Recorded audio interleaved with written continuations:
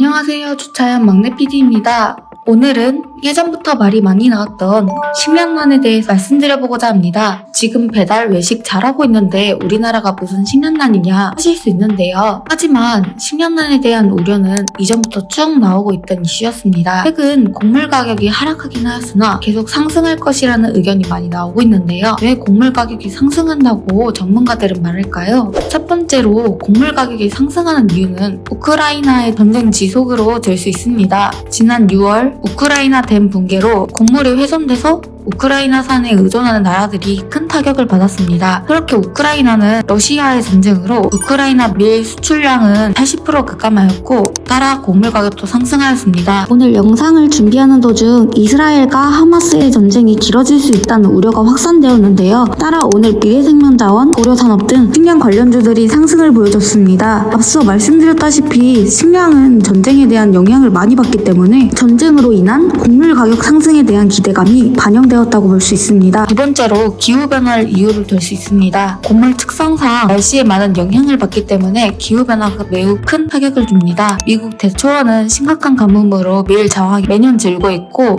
밀 수출량도 적어지고 있습니다.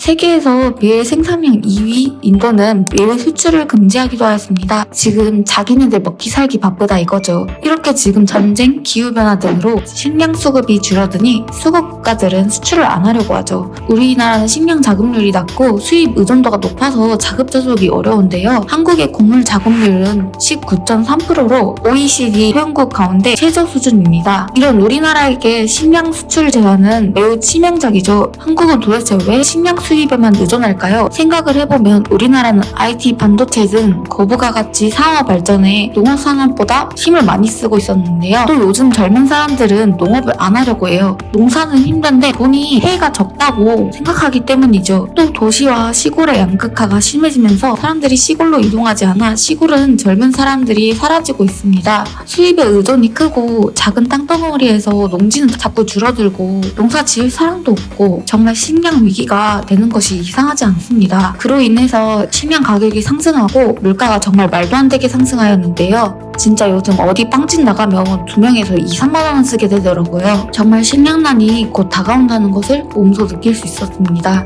우리나라는 이런 문제를 대처하기 위해서 식량 업사이클과 농업 기계화 등 해결책을 제시하고 있습니다. 푸드 업사이클은 음식물 쓰레기나 상품 가치가 없는 일명 목란이 농작물을 새로운 식품으로 만드는 것을 뜻하는데요. UN 식량농업기구 2019년 보고서에 따르면 생산식품 중 비가식 부위지만 소비되지 않은 부위 등 식량 손실에 따른 경제적 가치는 약 1조 원으로 추산된다고 합니다. 그만큼 먹지 않고 버리는 게 많다는 거예요.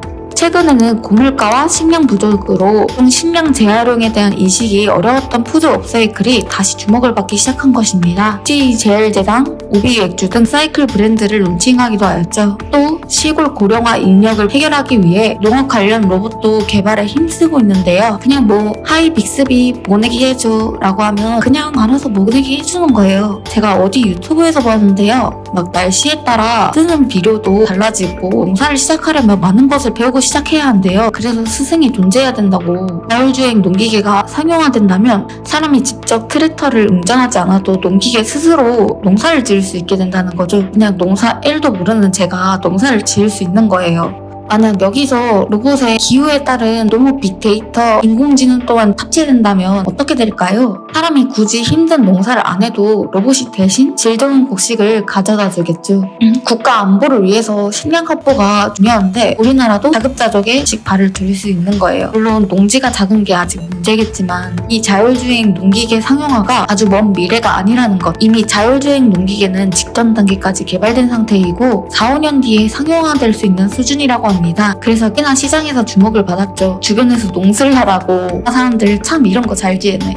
최근 대동은 포스코랑 손잡고 제철소 내 특수환경 임무수행 로봇을 개발한다고 발표했는데요. 이번 협력 기반으로 2025년까지 로봇을 개발한다고 합니다. 따라서 이때 주가도 힘을 받았습니다. 다른 농기계 관련 기업은 TYM으로 TYM은 지난 2020년 스마트 정밀 농업 전문 자회사 TYMICT를 설립하였고 자율주행 농기계 개발에 힘을 쓰고 있습니다. 내년 TYM은 기존 국에서 센티미터 수준으로 정확하게 도출해서 정밀 자율주행을 하는 기능을 신제품에 탑재한다고 합니다. 자율주행 농기계 관련업은 기존에 없던 새로운 시장을 창출할 것으로 보이고 발전 가능성이 매우 높은 것에 각 업체들의 점유율 확대가 가장 중요할 것으로 보이네요.